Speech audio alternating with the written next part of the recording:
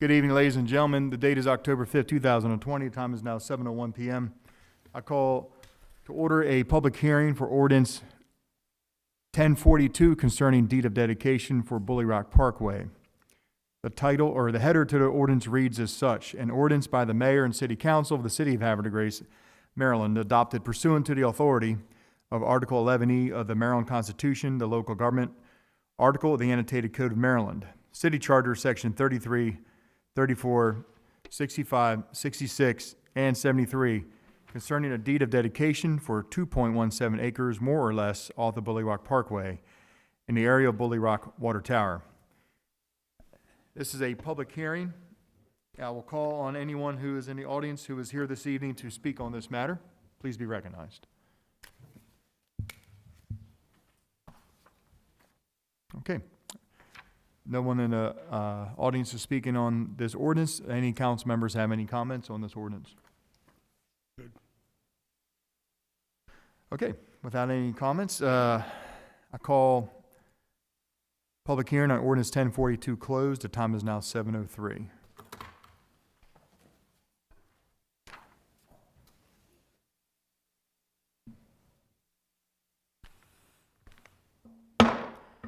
Good evening. I call together a meeting of the Havre de Grace Mayor and City Council. The date is October 5th, 2020. The time is now 7:03 p.m.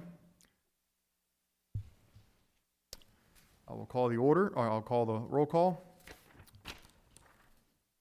Council President Grimm. Here. Councilmember Robertson. Here. Councilmember Zinner. Here. Councilmember Boyer. Here. Councilmember Ringsager. Here. Councilmember Martin.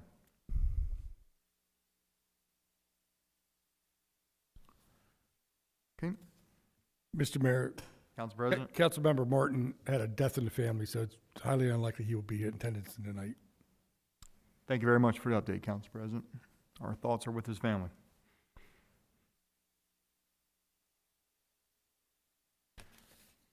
Okay, if everyone would be kind enough to join me for Pledge of Allegiance and opening prayer. I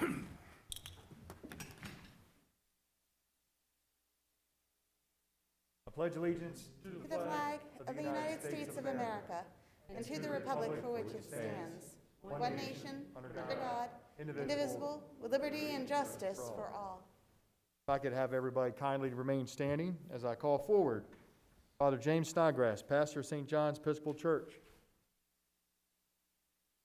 Really is a pleasure to see you again, sir. Thank you for being here. You know, the last time I was called on to give an invocation, it was the first time you all quarantined on the 20th of March, and Casey gave it in my, so it's good to see you all. Great seeing you. It's great seeing you. Thank you.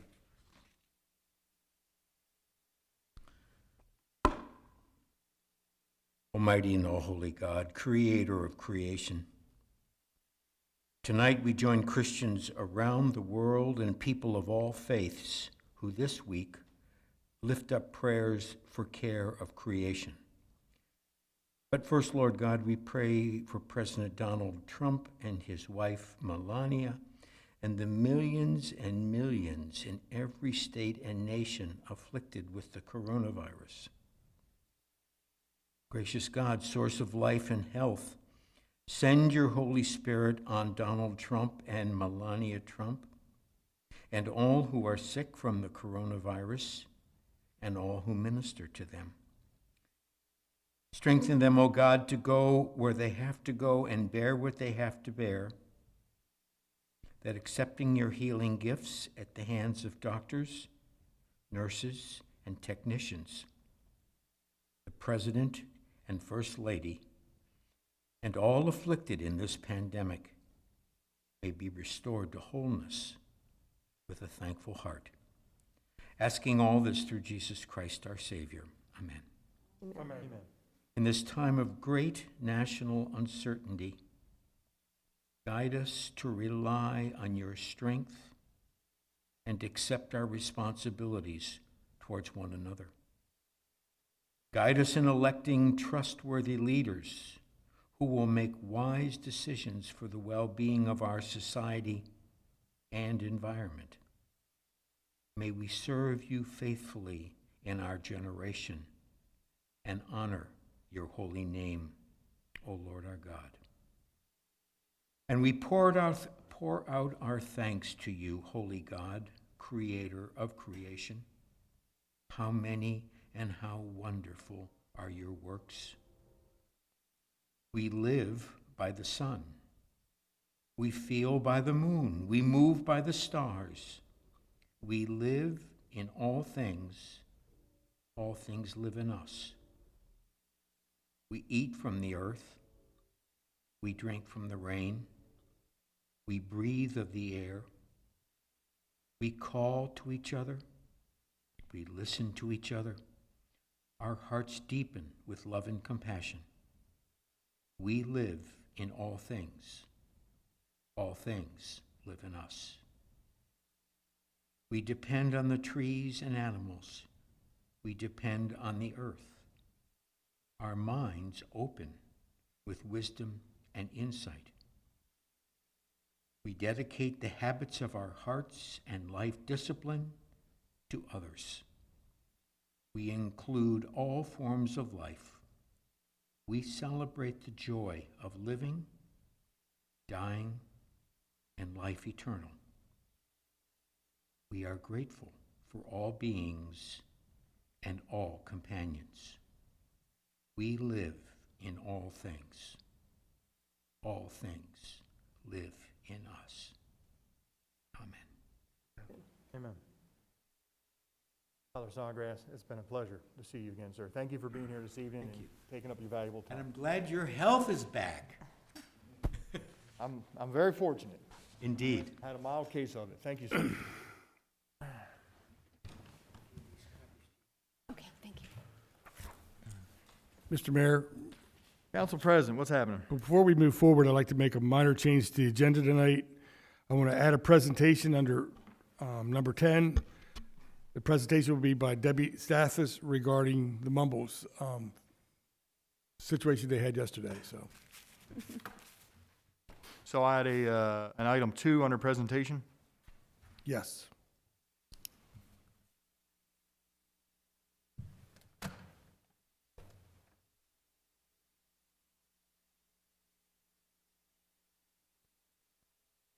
Okay, thank you very much, Council President. Any objections from the council to the agenda change?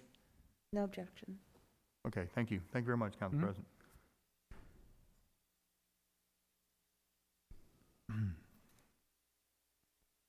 Item 5, approval of the minutes from the council meeting on September 1st, 2020. Do I have a motion to approve?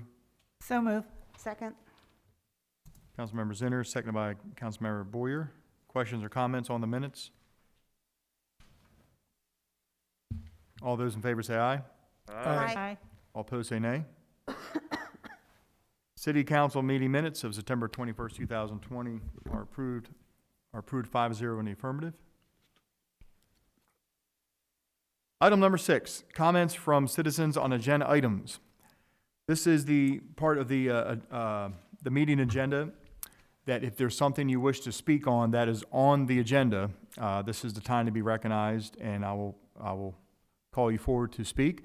If you are here this evening for any other matter of city business that's not on the agenda, we have an item at the end of the program this evening, which would be comments from citizens, item 18. So at this time, are there any people that wish to speak on an agenda item in the audience?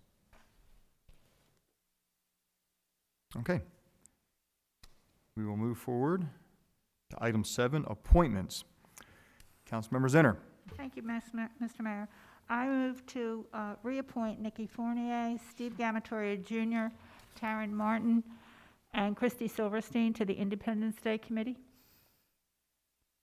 Council, I have a motion for the reappointment of Nikki Fournier, Steve Gamatoria Jr., Taryn Martin, Christy Silverstein to the Independence Day Committee. Do I have a second? Second. Second by Councilmember Robertson. Questions or comments on the reappointment? Councilmember Zinner? Thank you, Mr. Mayor.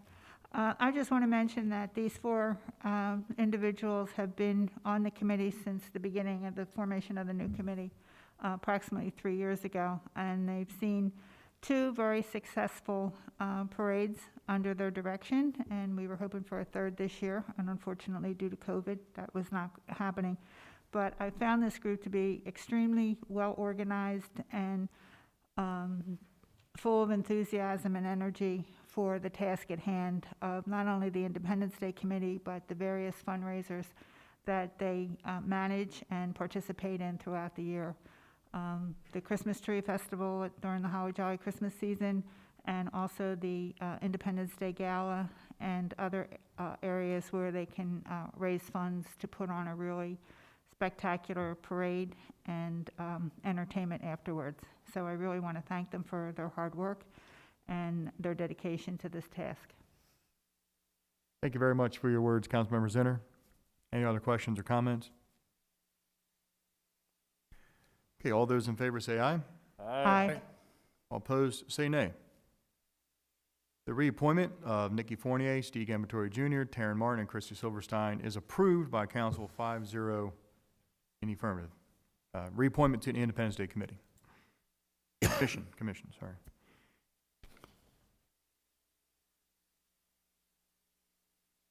Okay, number 8, recognitions. This evening we have none. Number 9, proclamations. This evening we have no proclamations. Item number 10, presentations. We have 2 presentations this evening. The first presentation, I will call forward Mr. Shane Grimm, Director of Planning for City of Havre Grace, regarding CRS activity 510 and progress report on implementation of accredited plan. And I'm sure you're here to explain that to everybody. Yes, sir. Thank you for having me. I can tell you that this won't be an exciting presentation. This is simply to check the box on our CRS requirements, and as you know, that's the community rating system, which we work really hard so that we can save our citizens money on their insurance, their flood insurance. So I'll just briefly read through this and give you the lowdown. So the City of Havre de Grace is included in Harford County's Hazard Mitigation Plan. It addresses both natural and technological emergencies or disasters and provides strategies and recommendations to minimize and/or prevent the occurrence or recurrence of damage from those emergencies or disasters. Within this plan, there are specific goals to be met by the county and each of the incorporated jurisdictions. And this is related to CRS Activity 510, and it's essentially a progress report on the implementation of the credited plan. Our 5-year expiration is November 22nd. The plan was adopted originally on July 2017. Copies of the plan are available at Harford County Department of Emergency Services, as well as each of the 3 incorporated municipalities within Harford County. Within the Harford County Hazard Mitigation Plan, under Mitigation Goals and Action Plan section, 4 goals were outlined for the City of Havre de Grace. Goal 1 was to reduce flood losses. The city's floodplain ordinance and FEMA mapping were updated and effective on April 19, 2016. The revised ordinance is based on the state model and incorporates a 2-foot freeboard requirement. The city's comprehensive plan adopted a water resources element by resolution number 2010-17 in December 2010. And that water resource element has been updated in the most recent comprehensive plan. Over the past few years, the city has acquired several waterfront properties to preserve as public open space. Concept plans are still in development for our Water Street properties to create boat launches, parking, recreation area, and stormwater management. At this time, permits are in process with Maryland Department of Environment, Army Corps of Engineers. And the acquisition of waterfront properties helps to reduce flood losses by preventing development that would not be consistent with our floodplain management program. Engineered plans have been obtained for Phase 1 of Lily Run for 2,500 feet of wetland enhancement and step pool design, and establishing a marshy area as a no-mow buffer. No work has begun on this project yet. The city is working out details of a memorandum of understanding with the Department of Transportation, Maryland Department of Transportation, who is to assume the project.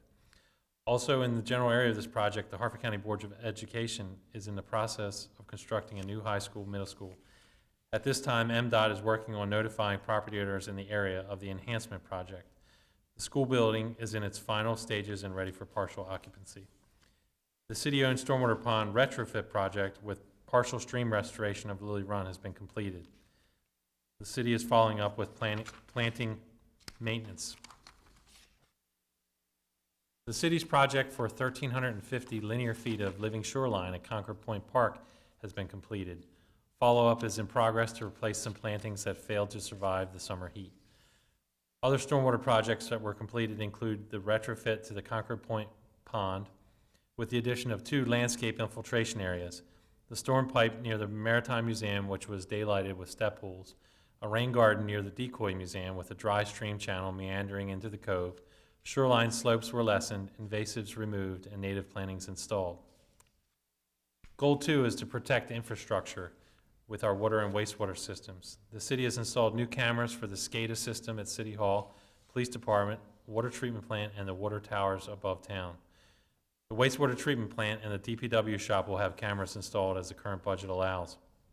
The water treatment plant is currently undergoing upgrades for new screens on the intakes and repairing or replacing any pipes and clamps. This work will continue for approximately another year or more. There are no salinity problems at the plant.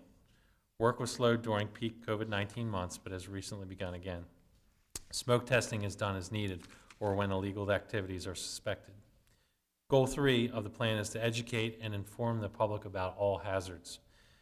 Designed for residents of Havre de Grace, the Citizen Connection newsletter is a city government publication that provides updates on city projects, important announcements and introductions, and key contact information. The newsletter is published semi-annually. The city also publishes a welcome home booklet updated as needed. Contents include general information on city services, schools, parks, contact information, permits, storm preparation, how to check for water leaks, and how to prevent sewer backups. This booklet is available at City Hall, various locations around town, and mailed to new residents. Important updates and announcements are also posted on our city website, Facebook, and Twitter, as well as during city council meetings. Effective May 1st, 2018, the city of Havre de Grace was upgraded to a Class 7 under CRS. Many hours are dedicated to educating the public on flooding hazards, mapping, insurance, natural floodplain functions, and building requirements. Multiple FEMA booklets and brochures are available in the City Hall lobby and the local library. The city has also constructed a new webpage on the city website dedicated to floodplain management. Our website also includes a link to official hurricane guide for Hartford County surviving the storm. And the last goal, Goal 4, is to protect infrastructure. The City Hall building is equipped with multiple cameras inside the main lobby, council chambers, and around the perimeter of the building. Panic buttons are in multiple locations and functioning properly. The police department is also equipped with multiple cameras inside and out. As mentioned under Goal 2, bids have been obtained for additional cameras to be installed at the wastewater treatment plant and DPW shop. In summary, the City of Havre de Grace has been very proactive in enhancing city properties and facilities, upgrading infrastructure, and working to reduce stormwater flooding. Financial limitations guide us in a conservative manner. Administration applies for applicable grants as they become available. As with other historic communities around the state, aging water and sewer lines in need of replacement are priorities that sometimes delay progress of other projects. Roadways and sidewalks are repaired as needed. We're always striving to make Havre de Grace a better place in with which to live, work, and enjoy an excellent quality of life. And with that, thank you for allowing me to read this into the record as is important into our recertification through CRS, which again is a very important program that city staff and especially Marissa Willis works on to ensure that we're constantly improving and trying to better our rating in the CRS system. And that's all I have. Thank you, Mr. Mayor. Absolutely, 100%, Mr. Grimm. Good job from your department on that, and thank you for delivering that this evening here. Do any council members have anything to comment on? I just want to say well stated. Okay, thank you. Councilmember Boyer? What is a freeboard? Freeboard is the area above the base flood elevation. So for example, if your base flood elevation was at 10 feet, we require, like for the first floor of a building, that first floor would have to be elevated 2 feet above the base flood elevation. So in that case, the first floor, the bottom of the first floor could only be at 12 feet. Okay. Anything below that couldn't be habitable space and would have to be, have flood venting and things like that for hydrostatic pressures and things like that. Okay, thank you. Any other questions or comments? Mr. Grimm, thank you very much. Thank you, sir.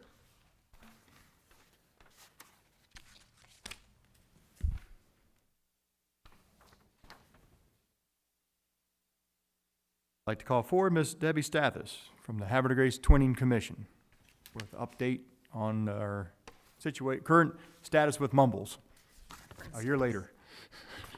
Good evening. My name is Debbie Stathis, 615 Commerce Street, and I'm the chair of the Cultural Exchange Commission, which supports Havre de Grace Twinning.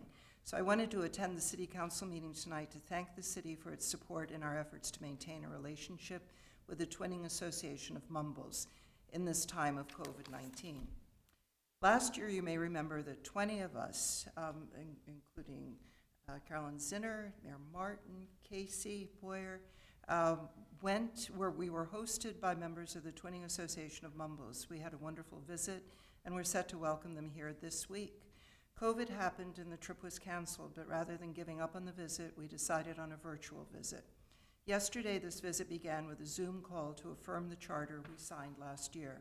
Those who signed the charter were present: Mayor Martin, the Lord Mayor of Swansea, Mark Child, David Townsend Jones, and me. Casey Boyer, our City Council liaison, and Carolyn Zinner were also in attendance, and it was a lovely Zoom get-together. To continue this virtual visit, Adam Rybczynski will place videos on the Havre de Grace Twinning Facebook page each morning beginning at 9 during the week. Today, people who had been planning on hosting members of TAM welcome guests to their homes through the magic of video. So please go on Havre de Grace Twinning, take a look at the hosts and their houses, and they're welcome to our guests from Mumbles. Check out what the page has to offer tomorrow and each day this week. Also, I managed to bring 2 visitors with me tonight, Annie Winks and her son Michael, who would have been the guest of Carolyn Zinner this week had COVID not happened. The virtual visit will come to an end with a more informal Zoom call this coming Saturday at noon. So on behalf of the Cultural Exchange Commission and Havre de Grace Twinning, thank Mayor Martin and the city for the support we've received in our efforts to promote friendship in a community far away, but very like us. And great thanks to Adam for all the technical support. Thanks to the city for our twinning sign, which will soon be up, delayed only by my bad proofreading. And thanks for flying the dragon this week. So please check out the Facebook page. Join us in this virtual visit, Annie and Michael. And again, a heartfelt thank you from us for all the support. It's been wonderful. 2022, try again. Now, Deb, you want to encourage people within Havre de Grace to go in and onto the videos and comment on them so that we can keep a conversation going, right? Yeah, because we were hoping with Facebook that we would get conversational threads and people get to know one another. So that's yeah. So everybody's invited, not just people who are a part of the association, or everybody's invited to take a look. And again, I think from today, the guests, the people that would have hosted, just put out wonderful videos. I would also like to warn people that I think the ones the Stathis has put out is probably the most amateurish, but again, it's welcoming people to. Any questions for Ms. Stathis? Thank you. Thank you Thank very you. much. Thank you very much. I'd like to say real briefly what a wonderful job the Cultural Exchange Commission has done over the last year since its creation. They've been very engaged. And for those of you who have been following council meetings, it was about a year ago that we were talking about this a lot. A group of us went over to Mumbles, which is a town in Wales on the coast, and we signed a twinning charter on September 7th, 2019. And again, myself and Councilmember Boyer and Councilmember Zinner were there, along with other fellow citizens from Havre de Grace.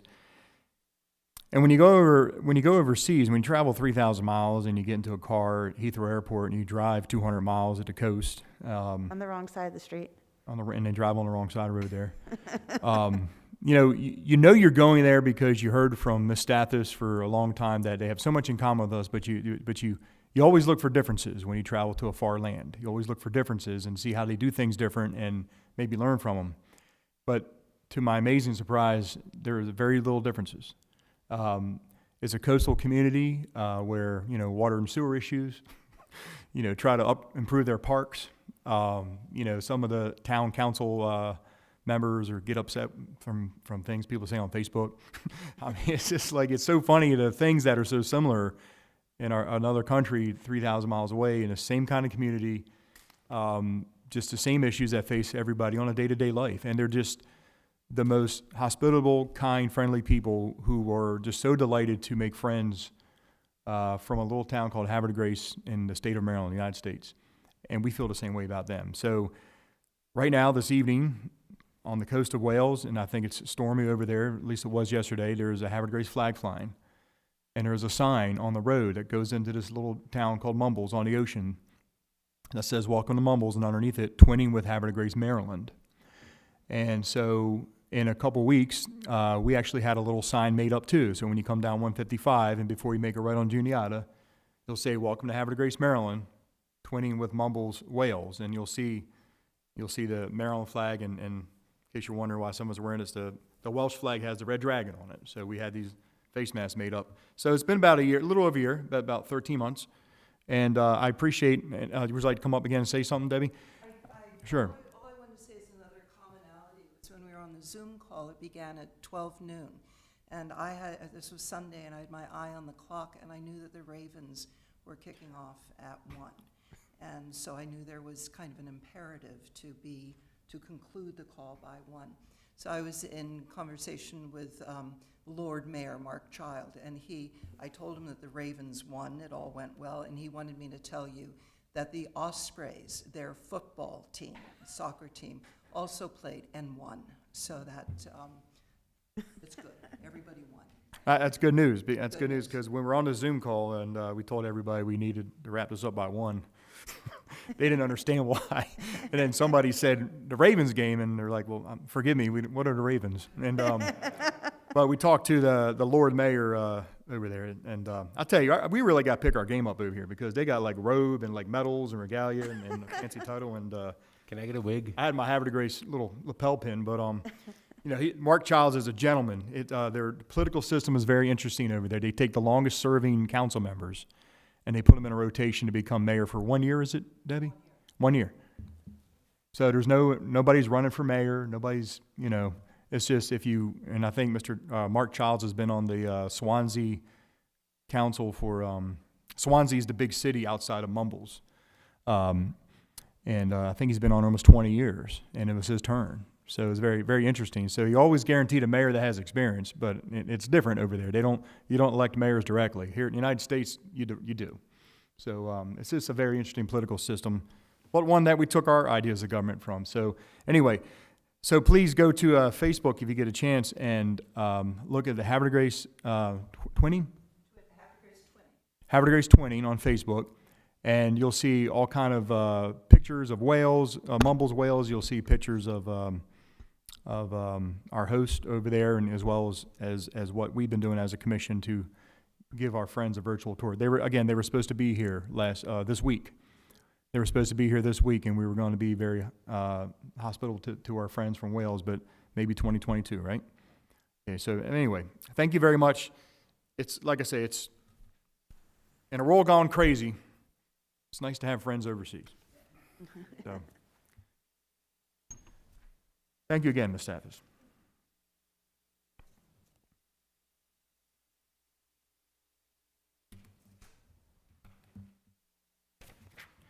Okay, item 11, resolutions. This evening we have no resolutions. Item 12, ordinances. We have 2 ordinances this evening. First one's going to be Ordinance 1041 concerning deeds of dedication of roadways at the woods of Bayview Estates. This will be second reading, and this will be the council president. Thank you, Mr. Mayor.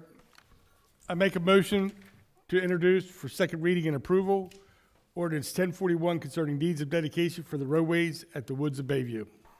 Second.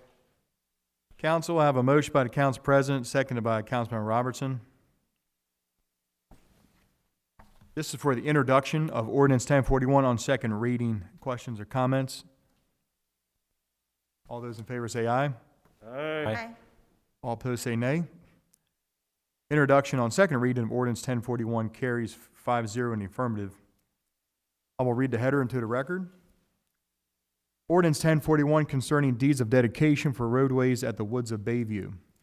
An ordinance by the Mayor and City Council of the City of Havre de Grace, Maryland, adopted pursuant to the authority of Article 11E of the Maryland Constitution, the local government article of the Annotated Code of Maryland, City Charter, Section 33, 34, 65, 66, and 73, concerning the city's acquisition of roads by deed of dedication for Hemler Court, Harbor Court, Hall Court, and Spinnaker Way. Council, I have a motion to adopt 1041 on second reading. So moved. Second. Motion by the council president, seconded by Councilmember Robertson. Questions or comments on the ordinance? Council President. Thank you, Mr. Mayor. As communicated in prior city council meetings, this ordinance dates back to approximately 2 years ago. At that time, the Woods of Bayview HOA requested that we take over the responsibility for Hemler Court, Harbor Court, Hall Court, and Spinnaker Way. In accordance with this request, we set forth an MOU outlining the terms and conditions under which the road bids would be transferred to the city. The respective HOA has worked closely with the city to get us to this point. The HOA has complied with the terms of the MOU to ensure all roads to be transferred are now in compliance. It must be noted that this pertains only to the roadways, not the curb, the gutter pan, or the sidewalks. The HOA raised their monthly dues to provide the necessary revenue stream to bring the roads into compliance. The associate upgrades to the road bids have been approved by the Director of DPW. That's all I have, Mr. Mayor. Thank you very much for your comments, Council President. Any other questions or comments on this ordinance? Without any further questions or comments, I will call the roll call. This is roll call for ordinance 1041 on second reading. Councilmember Ringsager. Yes. Councilmember Robertson. Yes. Councilmember Boyer. Yes. Councilmember Zinner. Yes. Council President Glenn. Yes. By a roll call vote of 5-0 in the affirmative, ordinance 1031 concerning deeds of dedication for roadways at the woods of Bayview is approved and adopted by this council. Thank you. Thank you very much, Council.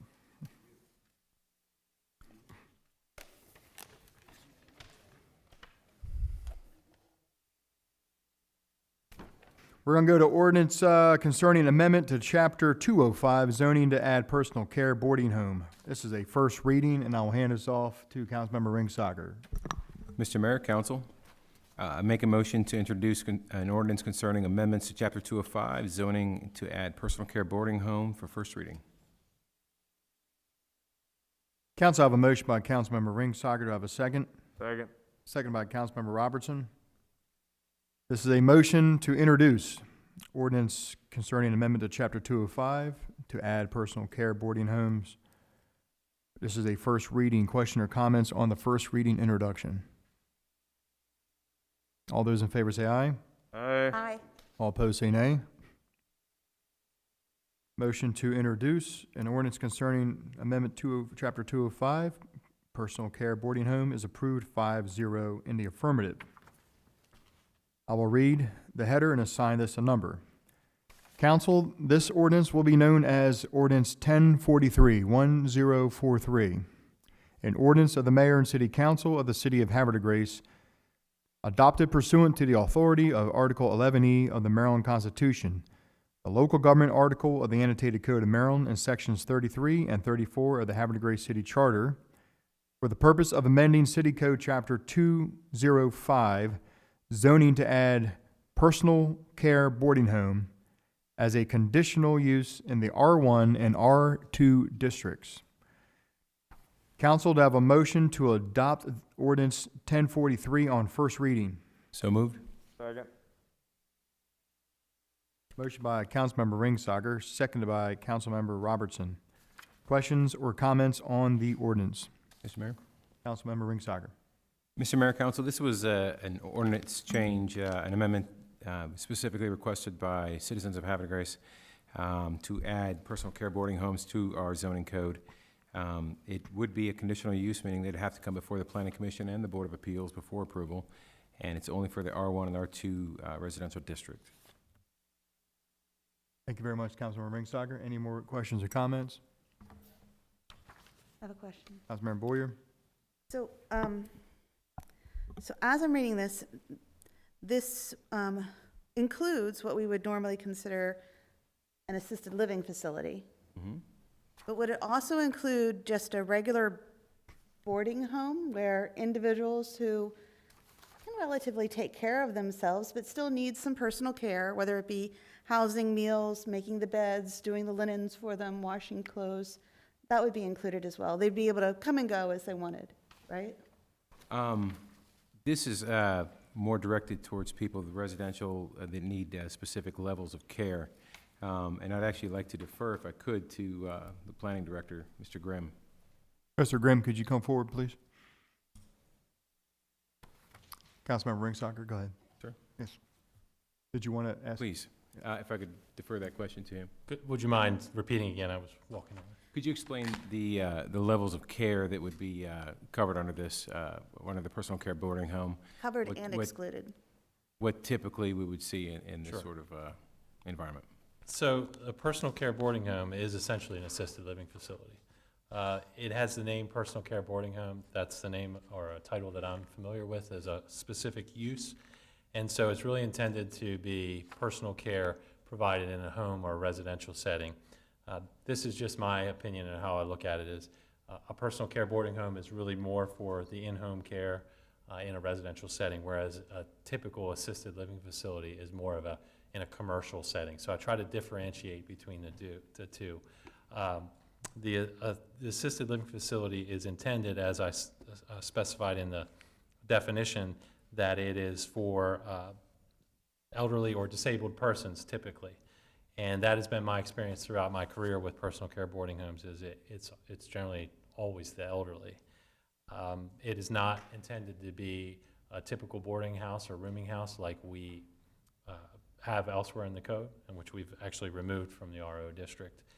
It's specifically for personal care to individuals that typically would not be able to care for themselves in a normal residential setting without help from professionals that can assist them in a daily capacity. So these specific personal care boarding homes are regulated by the Maryland Office of Healthcare Quality?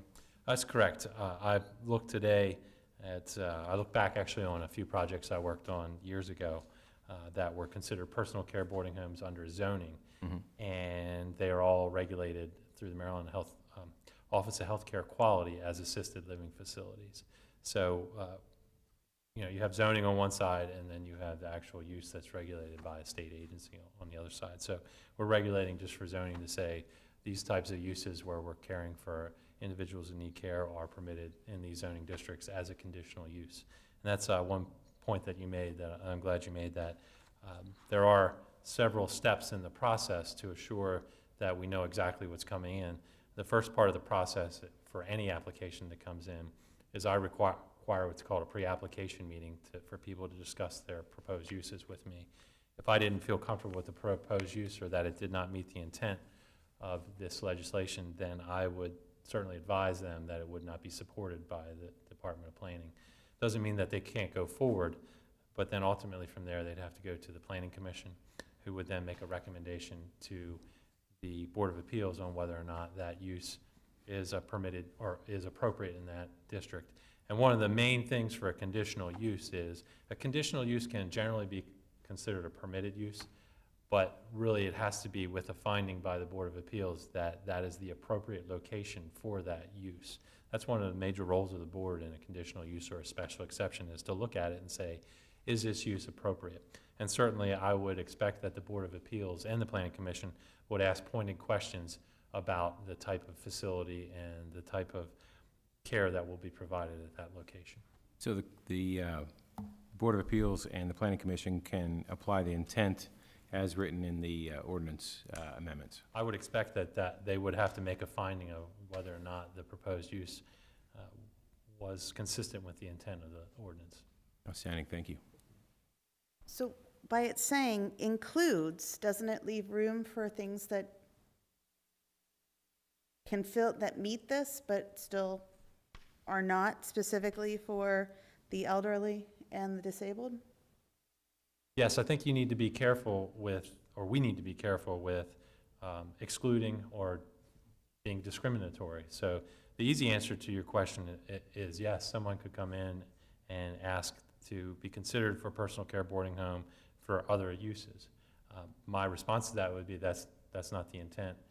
For example, if someone said, well, I just want to do like a typical rooming house where I can allow people to rent out a room, that would not be acceptable, and I would say that's not a personal care boarding home, that's a rooming house. You're either permitted as a rooming house or you're not permitted as a rooming house, which are different requirements.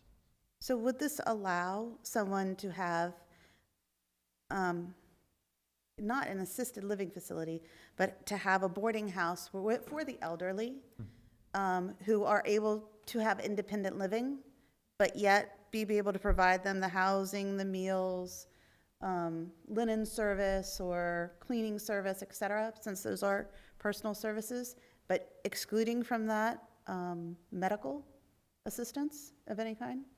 I apologize, I'm not really following what you're asking. So would this allow someone who isn't going to have a typical assisted living facility, but to have something would be an independent care living facility No, this for the is, elderly? the intent of this is for assisted care for individuals that cannot care for themselves typically on a daily basis. Yeah, can I just add, so one of the issues here, it's delicate because we're dealing strictly with zoning. And we're also dealing with state regulation of personal care boarding homes. And we're also dealing with federal law that tells us when somebody is in a protected class, like a disabled person, what we can, or an aged person, what we can and cannot do with zoning. So it's an attempt to dovetail all of that. And in light of that, we can't dictate ahead of time that the state body that regulates these entities might say, well, that's a personal care boarding home, but it doesn't fall within our definition as we deem it at the state level for licensing purposes, but it still satisfies the intent of this legislation. So there could be a scenario where it might fit the intent of helping adults, independent living and still getting some services, meals prepared, laundry, or something like that, but not necessarily fitting the state licensing. I think this would, my legal opinion would be, this could still be reviewed by the Board of Appeals and satisfy the intent of the section.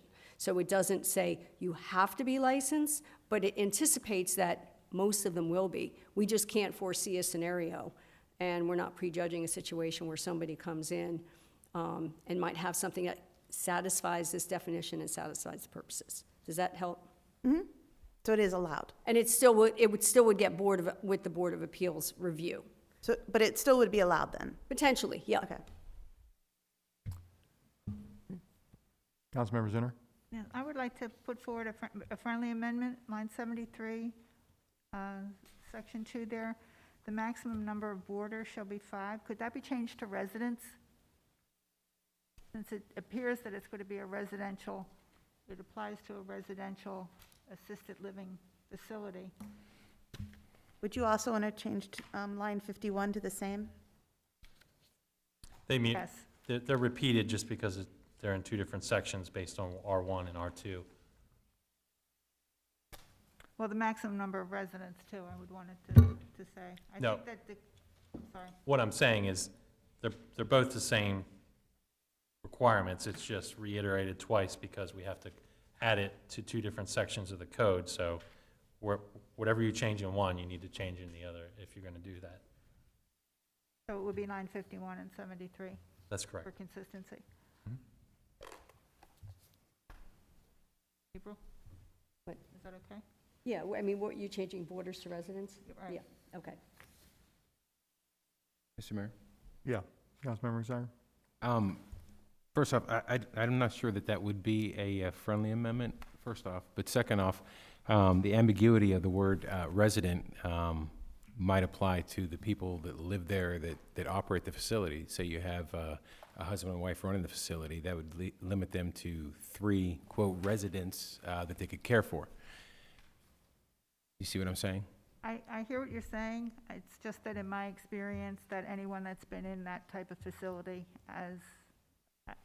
who lives there is not considered a boarder. They could be a guest, they could be a resident, but they're not Well, really boarders. I think the word resident itself, though, lends itself to the ambiguity in the law to where it could cause further confusion in the future. Okay, hold on one second. Why don't we do this?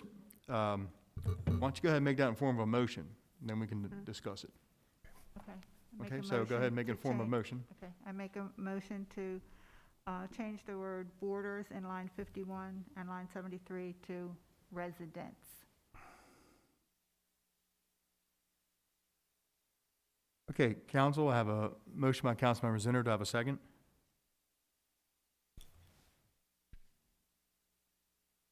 I'll second just for discussion. Second by Councilmember Robertson. This is Councilmember Zinner's motion to change the word border on lines 51 and 73 to resident, correct? Yes. Okay. Plural, resident. Residents. Question or comments? Councilmember Ringsager. Question? Would you be appeased if we changed it to something along the lines of assisted living resident, so we can define the type of resident? That'd be If we fine. have a term, so we remove that ambiguity? Sure. Would assisted living resident, then, Because I think borders is confusing because it lends, to me, borders lends to the fact that it's a boarding house and not a assisted living facility. So if we say assisted living residents, the maximum number of assisted living residents shall be 5. okay. So, Mr. Mayor, would she need to amend her motion? Mm-hmm. So, if you would amend your motion, Okay, I move to amend my motion for line 51 and 73 to say assisted living residents. I'll amend my second.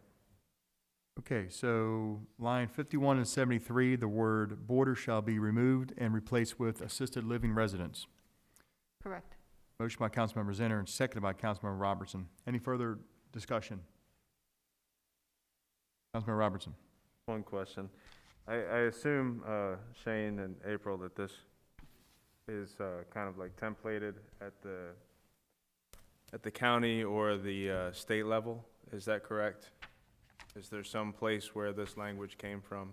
Some place where it says borders? Is that like a term that's used with this type of dwelling? There's yes and no. So I'm experienced with, at the county, when I was at the county, dealing with personal care boarding homes and assisted living facilities. And as I explained earlier, personal care boarding homes were just that. They were smaller assisted living facilities typically found in homes. But the content of this legislation is not directly taken from the county because it can't be. Because we have unique circumstances in the city that we have to speak to when we're putting together these types of ordinances. So personal care boarding home is a term in the county. That is a specific use that is typically a special exception in most districts. Gotcha. Thank you very much. Sure. Mr. Mayor. Council President? Put another way, I guess my question is, if we use assisted living residents instead of borders, is that a showstopper? It's not. Just my personal opinion is that I don't have an objection to borders. I mean, I think that it's self-explanatory, given it's a personal care boarding home, that you're boarding residents, but there's no showstopper for me to change that language. Mr. Mayor? Councilmember Ringsager. I also feel that by calling them assisted care, or how do we word it? living. Assisted living residents, that further reinforces the intent of the ordinance change, the amendment, for future councils and future commissions and Board of Appeals in looking at this, to know that we're not looking to allow regular boarding houses. This specific intent is delineated by saying directly assisted living residents. So that's why I would support it. Any further questions or comments? Before I call the vote. All those in favor say aye. Aye. All opposed say nay. Hey. Councilmember Zinner's amendment carries 4-1 in the affirmative. Back to the ordinance. Any further questions or comments for the roll call on first reading? I have one more question, if I may. Councilmember Boyer? So another question came to me over the weekend, and I know most likely in an assisted living scenario, this would not occur, but again, the what ifs. So what if an assisted living person had a vehicle? Does that count for the spaces that are required? No, the spaces are particular to staff members in the largest shift. It's been my experience in every one I've ever worked on that the individuals were not of the ability to be able to drive. It doesn't mean that there couldn't be somebody, but again, the way this is structured is you would usually assume if someone can't care for themselves that they're not able to drive. So typically, you would expect them to park on the street, or if there's room in a driveway. But I want to make an important note that should it get in front of the Board of Appeals and the board says, you know what, they call the question like you're calling, certainly the board could say, you know, we feel that it is best that a condition be placed on this, that an additional parking space, off-street parking space be provided for a border. But I think that's better discretion left to the Board of Appeals based on each individual circumstance. Okay, thank you. Any further questions or comments? Okay. I'm gonna do a roll call vote on Ordinance 1043 for first reading. Councilmember Robertson. Yes. Councilmember Ringsager. Yes. Council President Glenn. Yes. Councilmember Zinner. Yes. Councilmember Boyer. Yes. By roll call vote of 5-0 in the affirmative, Ordinance 1043 regarding Chapter 205 zoning to add personal care boarding home in the first reading carries 5-0 in the affirmative. Council President, when would you like to have the public hearing date? Question for the city attorney, given this is a zoning amendment and given it's subject to state regulations, Yeah, so we can have the hearing at the next meeting, and then if we vote on it at the following meeting after that, I think we'll be within the 10-day limit, because it's 14 days between meetings, so we should be able to have it Okay. effective at the, so it's feasible we could have it on the 19th of October. correct. With advice from city attorney, we'll do the 19th of October. Okay, public hearing on Ordinance 1043 will be on October 19th at 7 p.m. at the next council meeting here at City Hall. Thank you very much, and thank you very much, Mr. Grimm, for your assistance, and thank you, Ms. Shishak.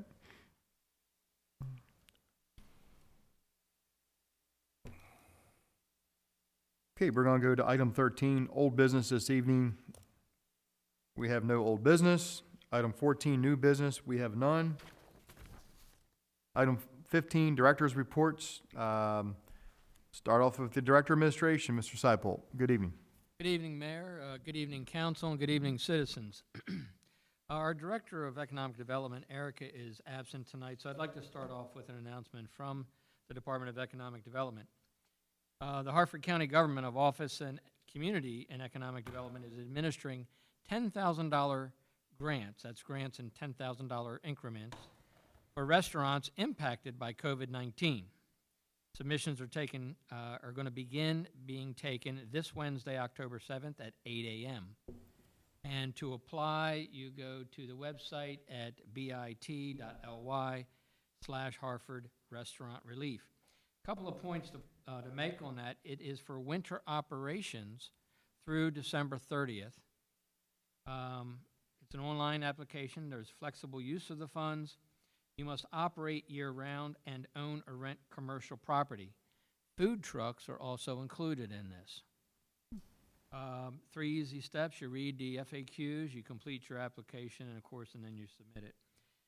Restaurant owners may also apply even if they have received a prior Harford County COVID-19 relief grant. So I think that's some good news for our restaurants and restaurateurs. Let's see what else I have. I'll go back one. Time to check out the numerous virtual programs being offered by the Havre Grace Arts Collective. During these unprecedented times requiring social distancing, the collective offers dinner and a show, where one can interact with performers online, art projects that offer free online teaching of various art forms to our children and teens, read-alongs with our youth, featuring hosts like Rami Malek, Viola Davis, Allison Janney, and Lily Tomlin, and Hector Elizondo, just to name a few. And there's more coming online all the time. You owe it to yourself and your family to check out their website for more information, and that's hdgoperahouse.org. Now, the Upper Chesapeake Pride is hosting their virtual Pride party on Sunday, October the 11th, from 2 until 6. Join their live stream for their virtual event with drag shows, music events, community information, and more. More information can be found on our Facebook page, UCB Pride. On Monday, October the 12th, a little administrative business, City Hall will be open on Columbus Day. In observance of Columbus Day, we will be open, and that is to better serve our constituents. Fall is probably, most notably, October is my favorite time of month, favorite month of the year, and what better way to enjoy the great outdoors in a COVID-19 friendly manner than to take a great outdoor challenge sponsored by the HDG Green Team. The Green Team challenges you to explore our history and environment through walking, paddling, and biking our many trails and waterways. Challenge yourself, friends, and family to complete one or more of the 3 legs of the challenge. The battle, which is covering 3 miles of walking or running the Havre Grace trails. The decoy, which is spend 30 minutes or more seeing the Susquehanna or Chesapeake Bay by kayak or paddleboard. And the Grawl, take your iron horse, which is a bike, not a motorcycle, for a 5-mile trip on a road or trail. So for more information, for a list of equipment rentals and or resources and where these trails can be found, go to hdggreenteam.org. Let's see, Havre Grace Haunt Tours is underway every Friday and Saturday in October. Take a guided, ghostly walking tour of historic Havre Grace. Learn about ghosts that still walk our streets and haunt many of our buildings. Tours are approximately 1.5 hours in duration and begin at the Concord Point Lighthouse. Concord Point Coffee Shop. My apologies. They begin at the Concord Point Coffee Shop, rain or shine. Departure is promptly at 7 p.m. For more information, you can stop by the coffee shop, or you can go to the website havertyhaunts.com or call 443-243-5836. Sorry, I'm a little rusty. I guess all my time away. And then, what else do I have? Finally,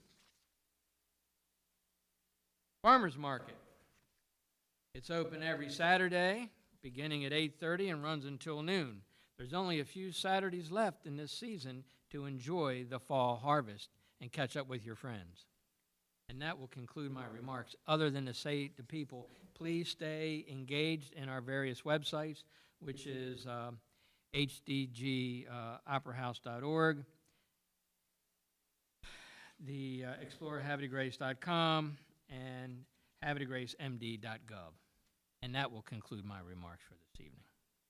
Thank you very much for your comments, Mr. Seipold. We're going to go to Mr. Shane Grimm, Director of Planning. Welcome back, sir.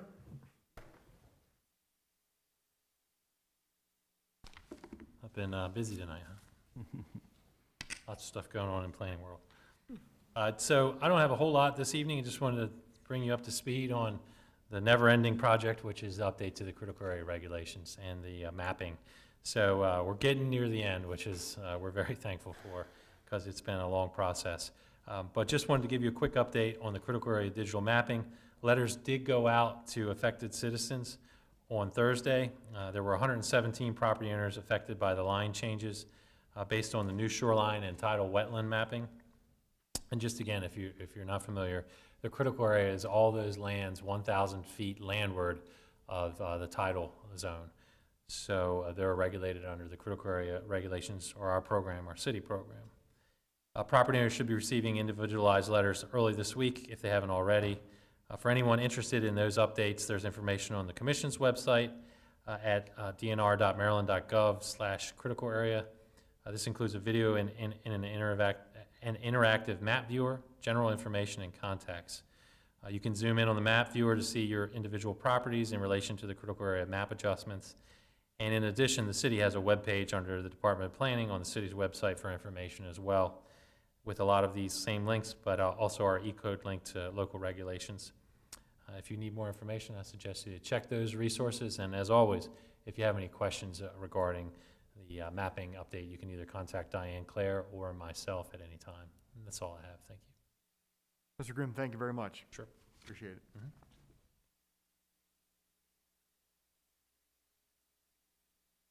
I'd call forward Mr. George DeHorty, Director of Finance. Good evening, Mr. Horty. Thanks for being here this evening. Good evening, Mr. Mayor, council, citizens. All right, the current financial condition of the city is as follows. The general fund is sitting at just over $8.2 million, which is about a $1.47 million ahead of budget expectations for this time. The beginning balance that we rolled over was about 1.27, more than we anticipated. Of course, when we did the budget, it was pre-COVID. We did a lot of spending slowdowns and halting. So that's the biggest reason for that. On top of that, salaries and benefits is running about $308,000 below our budget expectations, and that can be attributed to us being very deliberate in rehiring, healthcare claims being down, and the like. Again, we're proceeding very cautiously as we navigate the COVID waters, if you will. Real property taxes are running about $130,000 over our projection so far, and we anticipate highway user fees being just under $100,000 less than what we budgeted for. And again, we have not seen it yet. These are based on estimates from the State Highway Administration. More on that when they do materialize, if you will. The Water and Sewer Fund is sitting at just under $1.5 million, with an increase of $1.1 million for the year. Most of that's an operating profit, so we're at $1.06 million operating profit. So we're a little over halfway to that $2 million debt service payment in February. We're doing well. We're really where we want to be. We've collected a little over $635,000 in connection fees and the like, as the building has started to resume, which is good news. And we've spent, between capital projects and debt service, a little over $550,000. The Marina Fund balance is sitting at $810,000, and it has decreased by $9,000 for the year. As a comparative, last year at this time, it had declined $38,000, so we're running it's a little slower, but we're actually, it's more due to the timing. The expenses run throughout the summer, and the big revenue source, which are the slip fees, don't get collected till December, October, November, December. So we're where we expected to be in that fund as well. And those are the current financial conditions of the three major funds. Any questions I can answer? Mr. Doherty, thank you very much, and appreciate the good news update on Fund 9, Water and Sewer Fund. It's looking good. My pleasure, sir. Thank you very much.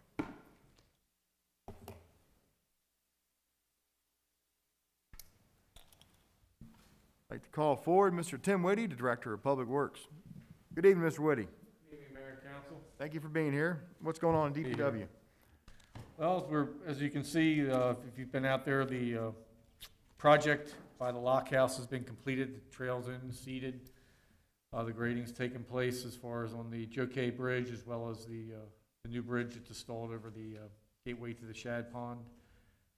So that's pretty much a finished project. We're just, like I say, we're just waiting for the grass to grow. We are going to clear out some of the brush in front of the lock house itself, but we're waiting for the contractor to come back for that, and that project will be finished.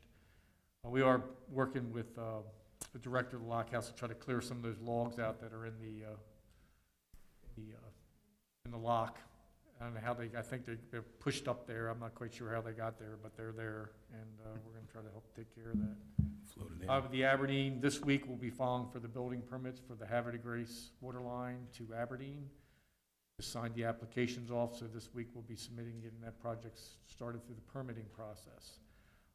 Probably have the district plans for sediment and erosion control by the end of the week, and I told them to send them to our office and we'll run those up and get that project in the permitting phase and get on with construction on that project. And then as far as the capital projects, they are moving along. We're waiting on a response from the National Guard on on both the alignment for the water line, and RK&K completed the survey work last week for the force main and pump station. We are waiting, and we are proceeding with the, we're going to have to postpone the visit for the other two water line projects at Green and Wilson, because we haven't finished for the survey work with Miss Utility hasn't come in and finalized the location of the utilities for the survey. And we are moving, and finally, the fifth project with Commerce and Francis Street. RK&K is going to go out tomorrow, and CCTV, both those lines. The project and design for the sewer lines is looking at 2 phases of construction. One would be excavation and complete replacement of the terracotta pipe. If the pipe is in relatively good shape, there's any sags in it, and the pipe is structurally somewhat sound, we're going to go ahead and do a pipelining. Be less intrusive, obviously, excavation on Commerce Street, as well as the people behind on the street. So there are 2 options right now. We'll find out the condition of that probably by the end of next week when we review the CCTV tape as to which direction we're going to go in, whether lining it or excavation. We have gotten all the people's permission to enter their yards on Francis Street.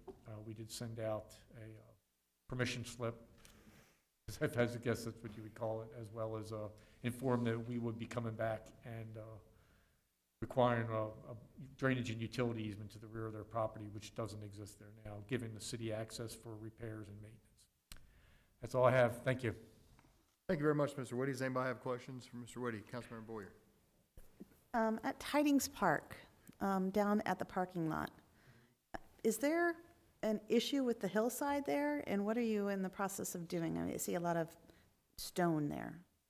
That was we're basically, if you're talking about the stone trench that's there, is that what you're talking about? As you go down the steps, it's off to the right. I'm going to have to check into that. I'm not quite sure. You've had a lot of DPW guys working on it. I'll have to see. I will Okay. inform them that. Any other question, Mr. Whitty? Okay, thank you very much, All right. Mr. Whitty. Thank you.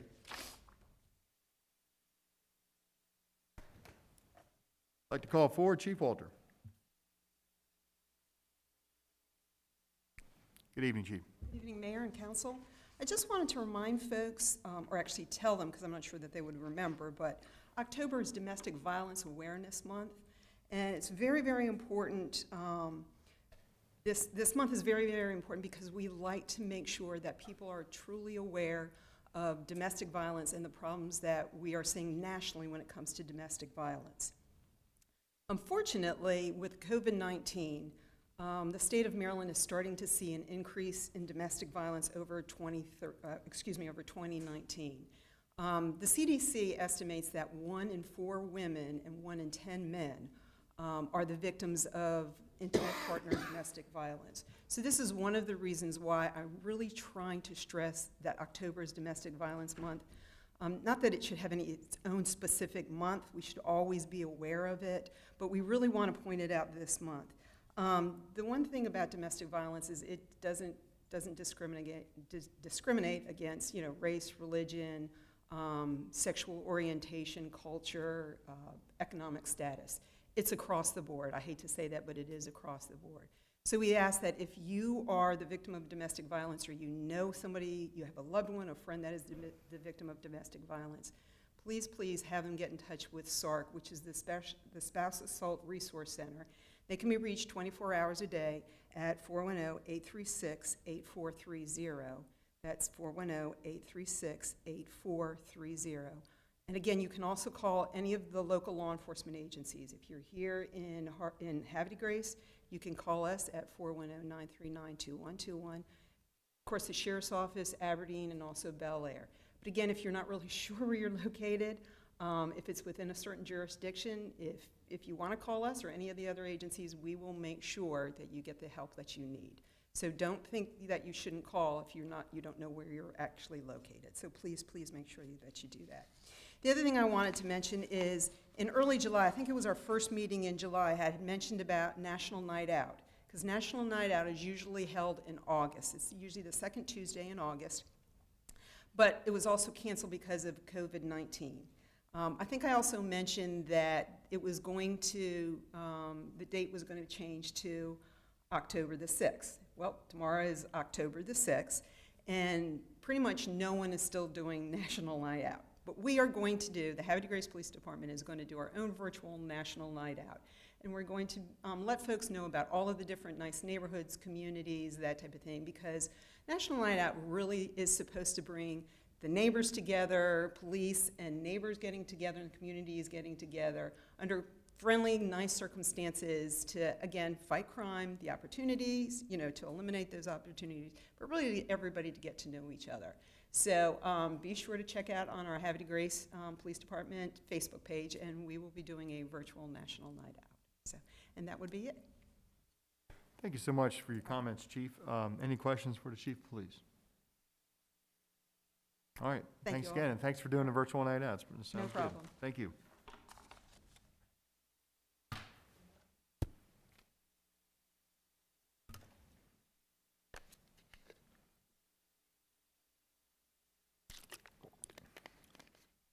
Item 16, business from the mayor. Few comments this evening, nothing of any earth-shattering consequences, but a couple updates. COVID update. So a month ago, on the first council meeting in September, I said Havre de Grace had 144 total running cases since March. We're now up to 193. So we've added about 50 COVID cases. Harford County, since June, has been averaging about 600 a month. So we're almost 10%, we're like 8% of what Harford County, we comprise of 8% of Harford County's cases. Back in March and April and May, we were less than 3% of Harford County's cases. So again, I'm not bringing these numbers up to make anybody feel bad. I'm just reminding everybody that COVID is real and COVID's here, and don't need to be scared. You just need to be careful. You just need to, make sure that you don't let your guard down and, do things that put yourself in too bad of a risk. Just remember, wash your hands and wear a mask and stay socially distant when you can. Stay 6 feet apart and just be careful about it. So we don't want to see anybody in Havre de Grace get hurt. So just keep that in mind, everybody. But with that said, you can have a virus and you can also be responsible at the same time when you have a virus that's floating around the country. When it comes to children, they've had a lot taken away from them because of COVID. They've haven't been in school since March. They haven't been able to play their sports. Seniors weren't able to graduate. A lot of things happen to kids. So when it comes to Halloween, the question is, are we going to have a Halloween, or is that something we're going to take away from kids too? So far, Harford County has come out the other day with some guidelines to trick-or-treating, and I'm happy. I support this as well.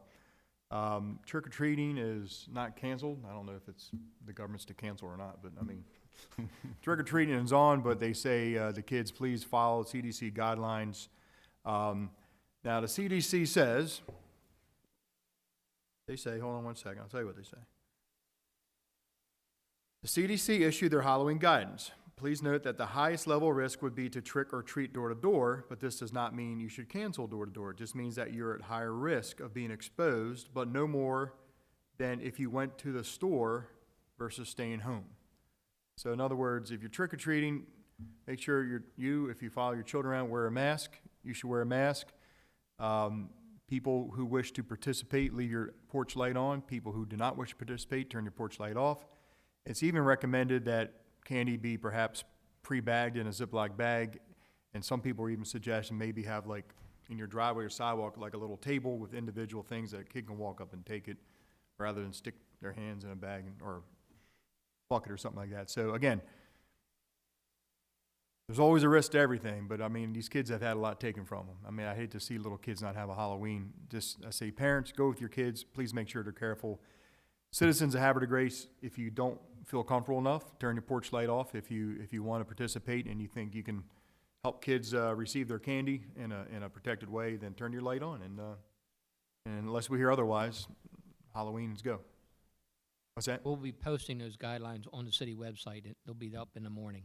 Thank you, I've Mr. spoken to Seipel. Adam on that. Yes, yeah, check our, if you hear this on TV tomorrow night, or I guess you can hear it now because it's live stream. Anyway,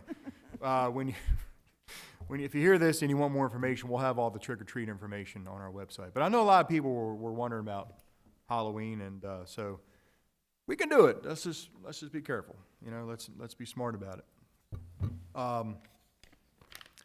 Also, October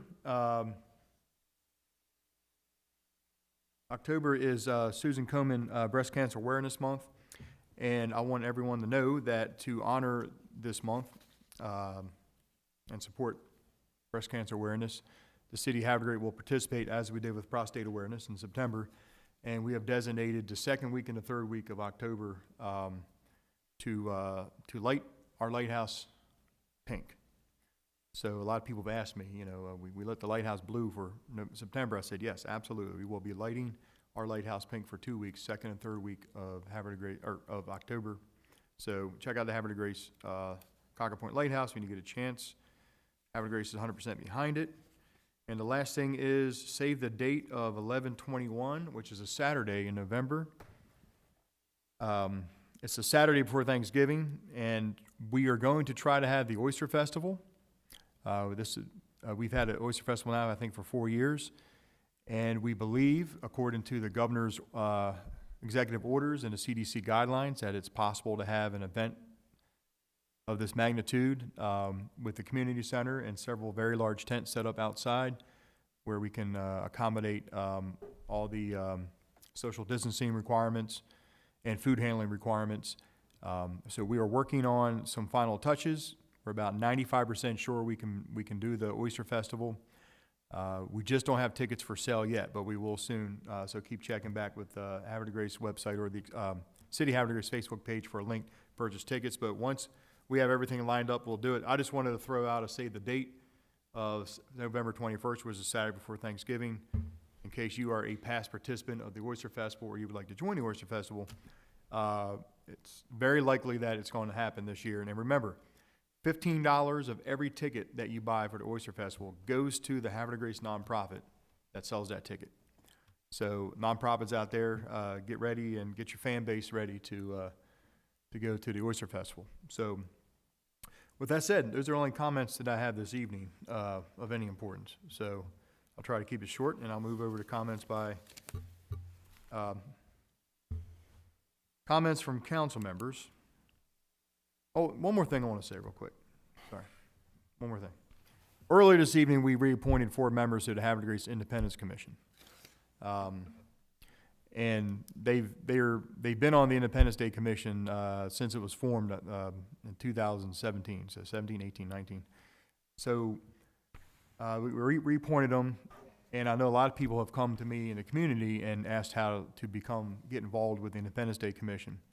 And I'm going to tell you straight up, they would welcome any volunteer in earnest who wishes to be part of the Independence Day Commission. Anyone who wants to roll their sleeves up and be involved with the execution of planning the parade, any kind of fundraising activities, they would be happy to have any volunteers. So without the members of the commission and other volunteers who weren't named this evening, the Independence Day festivities that we have on the 4th of July in our city, Havre de Grace, wouldn't take place. So it's important. And in fact, they're going to have a Christmas tree jubilee, their annual Christmas tree jubilee, where they sell Christmas trees first weekend in December as well at Hutchins Park. So in every tree that they sell, money goes to raising money for the parade. Takes a lot of money to have a parade. So they have to raise a lot of money every year. So honestly, if anybody's sitting at home, and I know it's October, but January or July seems a long way off. If you really like the tradition we have with the fireworks and the parade, call City Hall, ask for the mayor's office. And a very, very nice lady named Risa, my executive assistant, will answer the phone and say, hey, I heard the mayor talking about joining the Independence Day Commission. And she'll say, I don't know what you're talking about.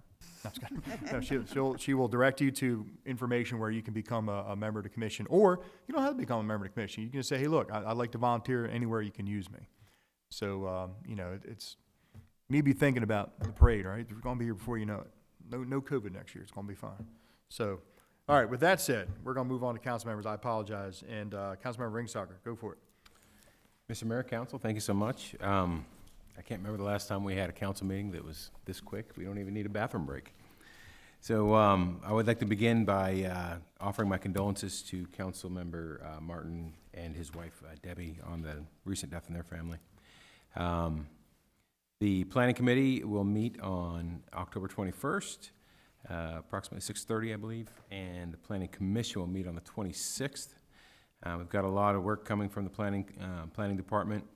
Shane Grimm keeps it running like a well-tuned carburetor, and really thank him and Marissa and everybody else in the planning department for all their work, and especially on the ordinance tonight. I thank everybody for their vote. I'd like to give everybody an update on my daughter's surgery. She had knee surgery on both knees a week ago today. She's doing well. She was able to walk across the room last night without her crutches, but she still pretty much needs them. So we did move her from downstairs in the living room to back upstairs to her bedroom last night for the first time. So it's a little more peaceful when I'm working from home because she's not right outside my door yelling for me to come and look at the cool things she found on the internet or something like that. But she's doing exceptionally well, and I thank everybody for their prayers and concerns. But with that, Mr. Mayor, I thank you so much. Thank you very much, Councilmember Ringstocker. Appreciate your words. We're going to go to Councilmember Boyer. Thank you, Mayor, Council President, members, everybody in the audience. Thank you for being here today. I too want to share my condolences to Dave and Deb on the passing of Debbie's father. It's pretty sad, and he's had a large, long battle, and I pray that he's at peace. I want to thank everyone who volunteered to serve another term on the Independence Day Committee. I know it takes a lot of hard work, long hours, and lots of over-the-shoulder quarterbacking that happens. But as you heard from the mayor, everybody really does truly appreciate the work that you do, and we definitely, I definitely would like to see more volunteers coming out to help them because they have a huge load to lift for our community. It's expected of people from the whole region come over to see our parade and to celebrate Independence Day with us. So as many people as possible to volunteer would be very helpful. The Green Team is proud to announce that they have exceeded their goal already. The count is currently at 1,156 pounds and counting. The sweet potatoes are still coming in, so they expect the poundage to go on up. And again, all of that goes to local food pantries in Havre. And yesterday's kickoff for the virtual visit of Havre twinning relationship with our friends in Mumbles was a lot of fun. It's kind of crazy to know that you can sit in your pajamas and have a conversation with somebody who's across the Atlantic talking about things that are, it's similar stuff. They're experiencing and we're experiencing, it's the same thing. Thank you very much to Deb and Crs Stathis, as well as from Mumbles, David Townsend-Jones for nurturing the relationships. And I really look forward to this week and the opportunities to share more things that we have in common with our friends in Mumbles. I want to thank the Harford County Public Schools for the wonderful tour of the high school. It was made even more interesting by going into the building alongside the Susquehanna Hose Company. To see the building from their point of view is absolutely interesting. And trust me when I tell you that if anything happens at the school, the hose company is absolutely going to be prepared. I am truly hoping that this new building will pay off with wonderful opportunities for partnerships, not only with community organizations, but also maybe Harford Community College so that we could have some adult learning opportunities and maybe reskilling of the workforce here in Havre de Grace to meet the needs and to make sure everybody has opportunities for full employment. I also want to thank the Susquehanna Hose Company for inviting me to their combined annual awards and crab feast dinner. The annual awards is a favorite of mine, and it's because our volunteers give so much to the community. It's great to see them take a moment and recognize themselves and celebrate their own successes. Jack's Crabs did an amazing job, as always, and the way that they donate to our firefighters is wonderful. And it was great to see lots of familiar faces, albeit 6 feet different, socially distanced. My heartfelt congratulations goes out to Charlie Packard. He was inducted to the Hartford Cecil Volunteer Fireman Hall of Fame. He's a great man, and I'm glad they finally recognized him for his career of service to our community. And finally, I would like to point out something that Principal Reynolds said during our tour. This year, even in a COVID environment, the high school alone has about 100 more students than they did last year. Now, a small percentage of that is due to the new computer science program, but not all of them. So I don't know. I know, Dave, you could probably remember it. When we were testifying in support of it, everybody wanted to close Havre de Grace because of our declining numbers. And isn't it amazing now that we have increasing numbers coming to our school? So this is only further evidence that Havre de Grace is on the right path and we're in a strong community. And thank you all very much for being a part of it. That's it. Thank you. Thank you very much, Councilmember Boyer. Appreciate it. I'll go to Councilmember Zinner. Good evening. Good evening, Mr. Mayor, council members, and citizens. Thank you very much. I also want to send my condolences to Councilmember Martin, his wife Debbie, and her mother on the loss of Mr. Cooper. And I also want to extend my thank you again to the Independence Day Committee, Nikki Fournier, Steve Gamatoria Jr., Taryn Martin, and Christy Silverstein. They really do yeoman's work, and we would definitely welcome some more members. We were able to actually get 3 new members this past year, but it really takes a village to put on that parade and make sure everybody knows where they're going, where they line up, and just has a great time. So I hope we can rustle up some more volunteers and members of the committee before next year. The other thing I want to talk about, like I usually do, is the census, but I'm also going to talk about voting. There's been a lot of confusion this year around both particular issues. I feel like it's Groundhog Day when it comes to the census. The date has changed so frequently. So the date has now changed again. I think it was Friday that one of the circuit courts ruled that the census had to be extended back to its original date of October 31st.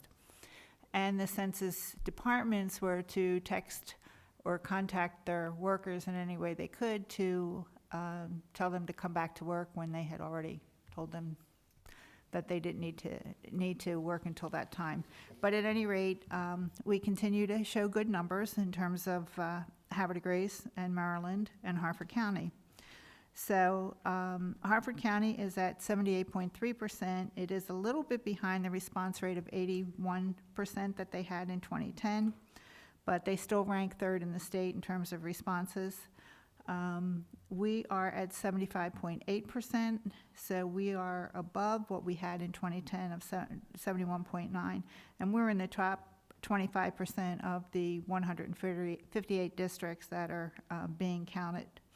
Maryland has dropped down to 30th in the country, but they're at a 99.7% response rate, and that's because probably about 20 states are all at 99.9. So based on that early October date, September 30th date, whichever one you want to go by, I think the states have done a wonderful job in collecting the information that they need, but we still have an opportunity to improve our numbers. If you got an application for the census back in March and you do not have it any longer, you can still call the Census Bureau, or you can go to the library and you can fill out the questionnaire. You do not need a reference number. A reference number will be assigned once you complete the information. So please don't let that stop you. If you got the mailer, tossed it out, or just decided you thought maybe you didn't have enough time to do this, you still have time, and I would implore you all who have not completed the census form to either go online and do it or just call the Census Bureau. The next thing I want to talk about is voting, and I have some exhibits I want to show people because there's been so much confusion, but I think last time I said all we really need to worry about is Maryland, and I really feel that that's true. We live in Maryland, we vote in Maryland.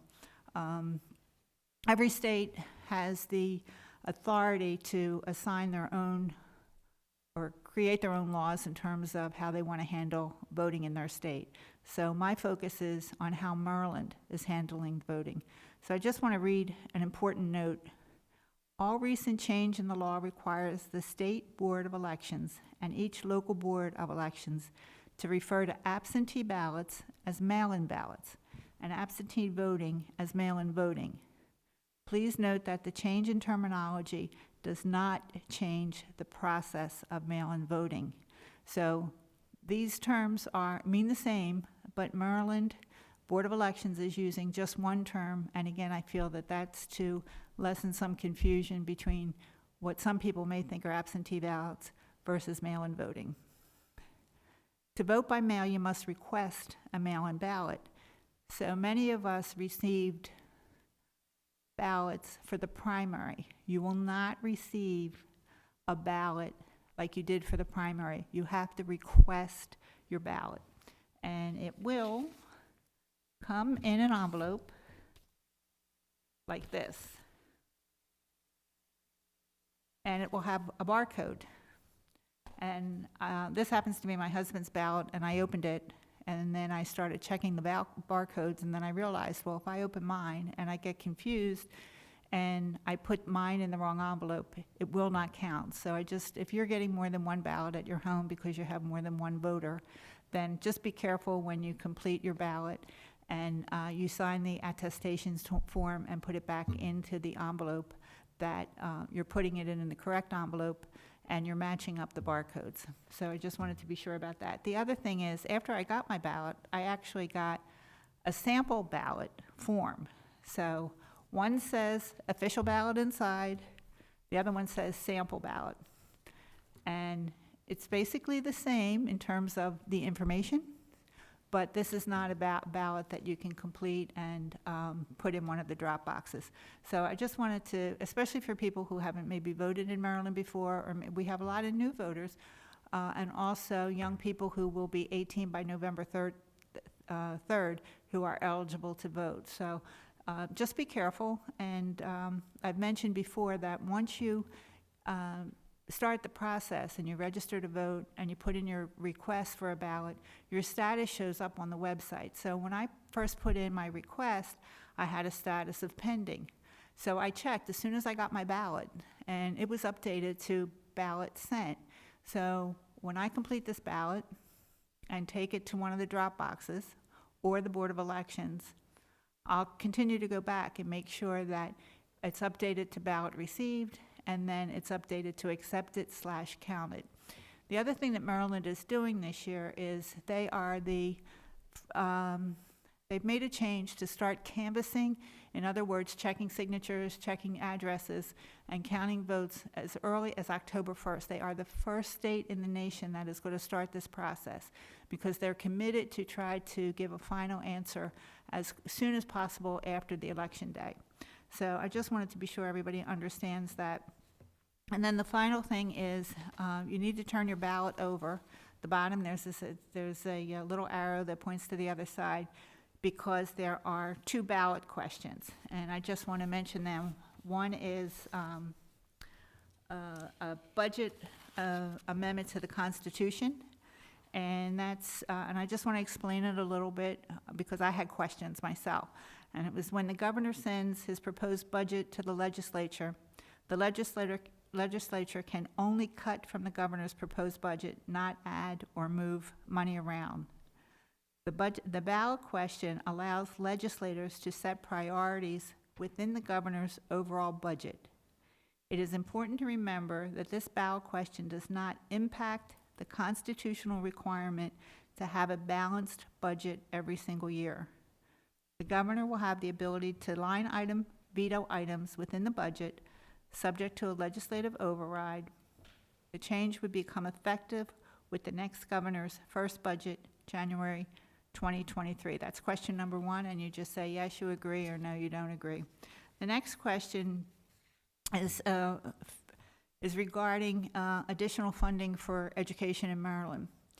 Maryland faces unprecedented budget challenges, especially with inaction at the federal level. The legislature will be looking for opportunities to provide continued funding for public school programming. This year, due to the impact of COVID-19, the Education Trust Fund is facing a $156 million shortfall. According to an Oxford economics study, there is approximately $2.8 billion in illegal sports betting that occurs annually in Maryland. Approval of this constitutional amendment will allow the state to regulate this activity while also providing funding to support public schools. So basically, it's a question that, do you approve the expansion of commercial gaming in the state of Maryland to authorize sports and events betting for the primary purpose of raising revenue for education? So they're the reasons why these two these two questions regarding changes to the state constitution are on the ballot. So I just encourage everyone to turn their ballot over after they voted for the individuals they want to represent them as president, vice president, and congressperson, and then read the questions, understand them, and vote accordingly. Once you're finished with your ballot, there are several places where you can drop them off. And there are 5 locations in Harford County: Aberdeen Activity Center, Edgewood Recreation Center, Harford County Board of Elections, Jarrettsville Fire Hall, and McFall Activity Center. So I hope you find this information helpful, and plan your vote. Thank you. Thank you, Councilmember Zinner. Councilmember Robertson. Good evening, Mr. Mayor, fellow council members, city staff, ladies and gentlemen here and at home. Just a couple things. Number 1 is there will be no Budget and Finance Committee meeting tomorrow. That is no Budget and Finance Committee meeting tomorrow. Also, I want to say congrats to Students of the Month. I know that we haven't had Students of the Month here, but I'm sure that you know who you are at home. And if you don't think that you were Student of the Month, you probably weren't. Also want to say congrats and thank you to Taryn, Nikki, Christy, and Steve for stepping up once again to serve on the Independence Day Commission. You know, it's been said many times that volunteers are the anchor of our community, and nothing could be more true of this particular commission because it is a huge task, a year-long event to plan for that one day. So thank you very much. And finally, on top of being Breast Cancer Awareness Month, Domestic Violence Month, and it's also National Principal Month. So I just wanted to give a shout out to the principals here in Havre de Grace. They're all exceptional, but I do have to single out Mr. Wooden at Havre de Grace Elementary just because my son being the age that he is, I have the most direct contact with him. So I couldn't have asked for a better school administration there, teachers and staff included. But Mr. Mayor, that's it. Thank you very much, Councilmember Robertson. We're going to go to Council President. Good evening, sir. Thank you, Mr. Mayor and fellow council members. I attended the Harford Community Action Agency meeting, and I must say that the community needs provided by PJ Craig and her team to include food pantry, energy assistant, community case management, et cetera, is nothing short of impressive. Thanks so much to PJ and our entire team for all they do. I also attended the Havre de Grace Alliance meeting and received updates on a myriad of topics to include the downtown merchants, tourism, the arts collective, wayfaring signs, haunted history tours, etc. Despite COVID, they continue to stay engaged and serve as an inspiration for all other municipalities. Thanks for those volunteers. Again, my thoughts and prayers go out to Dave and Debbie and Debbie's mom. Debbie's dad passed away last night after a long, hard-fought battle against ALS. Dave and Debbie, you continue to be in our thoughts and prayers. My deepest sympathies also go out to the family of Dr. Rosemary Hayden Bonzak. She practiced medicine as a medical doctor and served in the Maryland legislature. Among her many honors include the Havre Grace High School Hall of Fame and a Hartford Living Treasure. She will be sorely missed. Congratulations go out to Taylor Miller and Ian Warlock, who were recognized as the Susquehanna Hose Company Fireman of the Year, and to my friend Charlie Packard, who was inducted into Hartford Cecil Firemen's Hall of Fame. Well-deserved honors for the outstanding volunteers and their unselfish commitment to this community day in and day out. I just received an email today. The demolition for the Havre Grace Middle School will start next Monday, October 12th. And I want to piggyback on what Casey said about the tour. I got to tell you, I hope COVID ends soon because these kids have got a lot to look forward to. That school is nothing short of amazing. And what they will get to enhance their educational experience has been long overdue. So we're looking forward to that. And last, but certainly not least, happy birthday to my grandson and best buddy, Jordan. He turned 8 years old today, and I told him I was going to announce it at the council meeting, so he was telling everybody that he was going to be on TV. So Jordan, happy birthday, buddy. Mr. Mayor, that's all I have to say. Thank you very much, Council President, for your comments. 8 years old, huh? Yeah. Hard to believe. Oh, splash. Splash Jordan.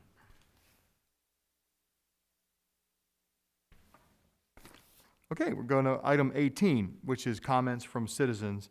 This is the part of the meeting. If you have general business of the city, please raise your hand and be recognized. Yes, ma'am. You can all come up. It's okay if you, all right, sure. Good evening and welcome to the City Council meeting. May we please have your name and address for the record? Thank you. Good evening, Governor and Councilman. My name is Andrea Harper Commodore, and I actually live in Aberdeen. You're welcome. Been there 17 years, but we do come up to Havre Grace, me and my husband, pretty much every weekend. So I come to you tonight just to give you an idea of what I want for my assisted living that was called a boarding home, but it's actually assisted living. So I just wanted to give you a little background and of myself and what the expectations that I want from the place on Anderson Avenue. My name is Andrea Harper Commodore, as I said. I am pleading here for an assisted living that's called In His Hands. I just want to give you a little background of myself. I've been a registered nurse for 33 years and worked in all areas of the hospital, as I still do in Hartford County. The goal of the assisted living is to give quality care in a family setting. The purpose of this is to maximize independence, promote the principles of individual personal dignity, freedom of choice, and fairness for all individuals residing in the home. We will adhere to all state regulations, mandates, and rules. In my lifetime, I've had decades of friends and family members who've served in the military, and I feel that once these individuals come to a head, they need help. They will have a place that will provide assistance of daily living, a setting where they'll be comfortable, as well as civilians as well. The goal of my program is to open up 3 of these homes that will provide the right treatment at the right time and ongoing service to promote wellness. The home will only have 4 individuals that will have 24/7 care and assisting them with the essentials of daily living. And I wanted to say thanks to Shane, but I know he left because he's been very helpful. And my assistant, Nay, she sends a lot of my emails because I do work a full-time job. And of course, my husband, who kind of does whatever I ask him to do. And he's a trained registered nurse husband. So I just wanted to let you know that under the Komen 10.7.10, it's also under 10.7.14, other assisted living. I will have 64 regulations that I have to go by the state of Maryland. When I first got into it, I thought because I had been a registered nurse for many years, I could just go and open up assisted living. That was not true. It took me, it's 2 years now because there's so many classes, because I am a registered nurse, I have to take to prepare for the people that I want to help. So I wanted you to know that. So it's 64 regulations, an 80-page book that you had to memorize, along with codes and different amendments that each patient, depending on the type of patient you have. So my goal is to make sure that that I want to have a good an area where these people feel comfortable, where whoever decide to leave them with me, they don't have to worry that their loved ones will be abused or not taken care of the correct way. So that's why I wanted to come and speak with you tonight, and I'm willing to answer any questions that you may have. Did you have some questions? No, I understand what you're trying to offer, and I think it's wonderful. I think this is what we need in our community, is a safe place for people to age in place. My concern is making sure that whatever we write for a piece of legislation, that is written to do just that, and that there is not some wiggle room that's allowed in it, so that people with unscrupulous intent take advantage of the most vulnerable in our community. Absolutely. And Same way. yeah, I think the rules have to be set up where it won't be for wiggle room for abuse. absolutely. And I know I see that a lot at work, so that's something that I would not stand for, and I do understand. And resident and client mean the same thing. I want to clear that up with you. We don't call them patients anymore because they live in the home. And also, those residents, you can have up to 6 clients or residents in a home, and you don't count for the staff that work there. I'm only presenting to have only 4 per home, because I think when you get to be 5 and 6 with people that might need that space, that might be a little too much. Did you say that's on Anderson Avenue? I'm sorry. Anderson Avenue, Yes. 126 Anderson Street. 126? Yes. Okay. Any other further questions? Councilmember Zinner? I just want to say that I agree with the idea of only 4 people, because one of my concerns was that the property is about 1,064 square feet. It has 3 bedrooms and 1 bathroom. And I'm assuming that if you're having people around the clock, that they may need to have a rest area themselves. And But that won't be a part of the residence. The address on Anderson has a private interest in the basement where the staff will only use that bathroom. okay, so if you had 4 residents, but they're still using 1 bathroom. Yes, and according to the Komen, you can have, which is not that I would do that, you can have up to 9 people use 1 bathroom. Yeah, that's what I would be really concerned about. And then it sounds like 2 people to a room? You can have 2 people to a room, Mhm. No, I figured that. I was just looking to, but it has to be the correct square footage. If Right, it's okay. not the correct square footage, only 1 person can go in a room. Because each room has to have a bed, a chair, a nightstand table, and a dresser drawer and closet for that person. mhm, mhm. Okay, all right, well, thank you. I appreciate it. Absolutely. Any Best more of luck. questions? Best of luck. Okay, So, did you say you've been working with Mr. Grimm? yes. Okay, excellent.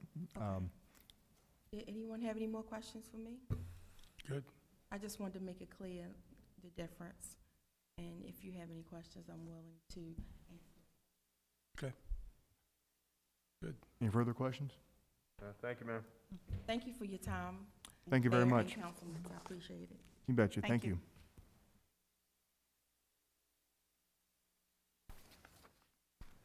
Yes, sir. Good evening, sir. Welcome to the City of Havre Grace meeting. May you please have your name and address for the record, please. Yes, good evening. My name is Fred Wills, 311D Redhead Way, Havre Grace.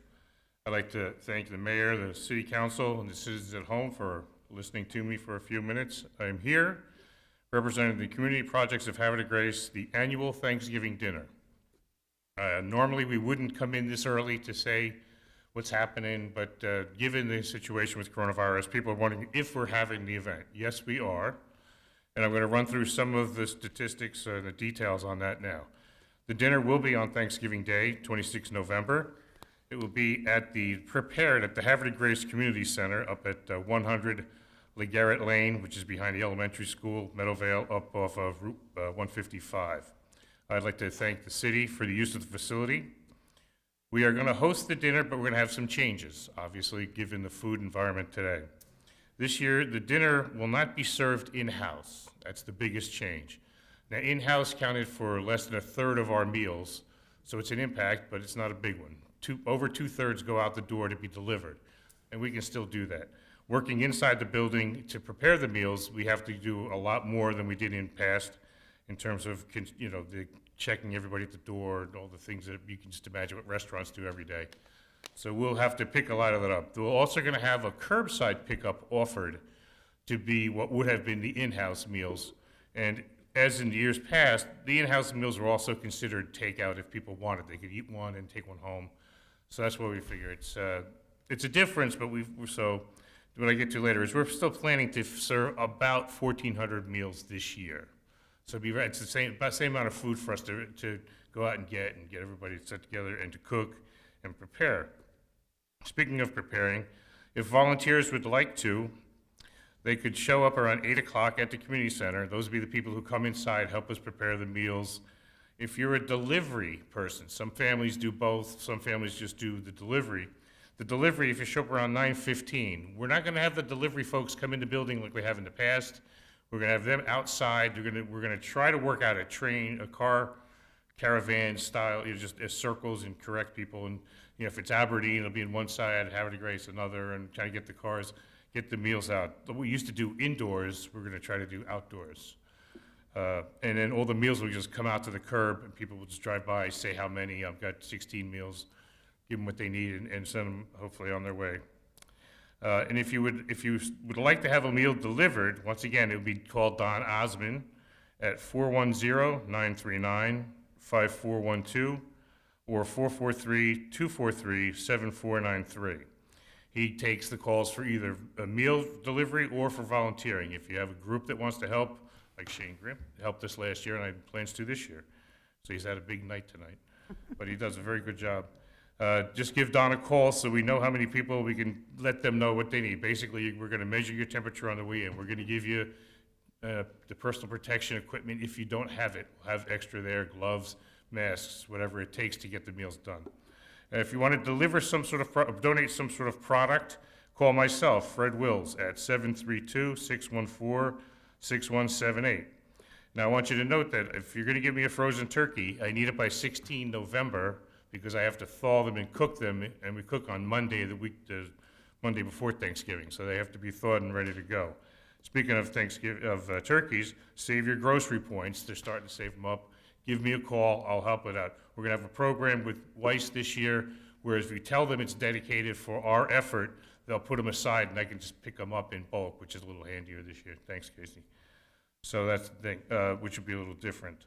So, let's see. Again, we have a lot of challenges ahead. We're working through them. We've been meeting a lot more frequently than we had to in the past. But we're working through all those things. We used to have the high school kids help us. They can't do that anymore this year. Other things like that. But that's basically it. We wanted to get the word out early that it is taking place. We will be able to take the calls that Don and I always do, either donations or for whatever. When people want to help, come out that day and help us out. You know, we'll be up at the same place on the hill, same way it's been for 8 or 9 years now. With that said, I appreciate your time, and for any questions, I will answer. Council, any questions for Mr. Wills? Just thank you. Thank you for your service. Mr. Wills, thank you so much for everything you do. My pleasure. Thanks very much. Absolutely. Appreciate your time. You bet you.